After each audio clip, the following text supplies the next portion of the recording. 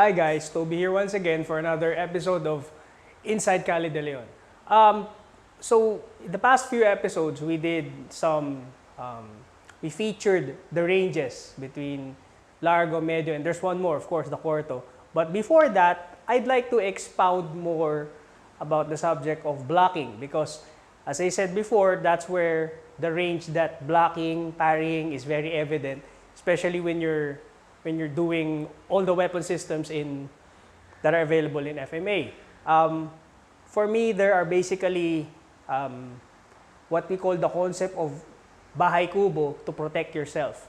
Now, to illustrate that, let me show you how it goes. Bahay kubo is basically a house. The bahay kubo in the Philippines, or what used to be the most common form of housing, is made from coconut, dried coconut leaves and stuff. Everything is made of wood. Okay? So if you imagine a roof, that would be your payong block and your lawin block. That deals with any strike going to the head. And then on the sides or the pillars of the house would be your inside salubong and your outside salubong. Inside salubong can also be done this way. So that serves as your pillar. And as you can see from this illustration, it's how it's gonna protect me if I'm standing up.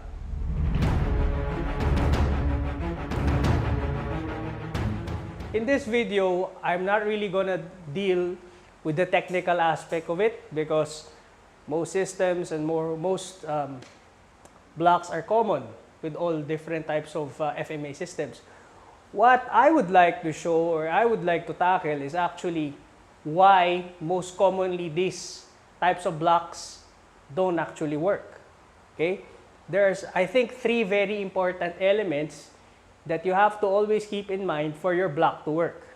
So first element I would like you to understand is you have to understand your weapon, the characteristics of your weapon, the size and shape and the density of your weapon.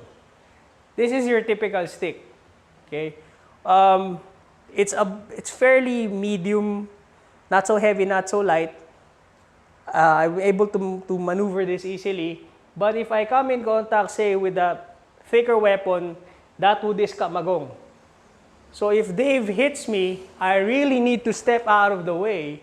Otherwise, if I meet his block head on, it's gonna crash into my stick and actually hit me. Or worse, if I hit a block late, the mass will crash and your block is ineffective. 2, when Dave hits, let's use a lighter one. No matter where you go, whether you're going this way or that, I have to move. This creates the space I want, or it moves here for me to counter. If I don't move and he hits hard, I'm smothered. Same way here. Okay? You almost got me already with that. And that's just a medium strike. So you have to move, whether it's hitting away from the strike or toward the strike, smothering it. And of course, number 3, you have to have the perfect timing. What do I mean? If I block late, it hits me. I block early, he hits me.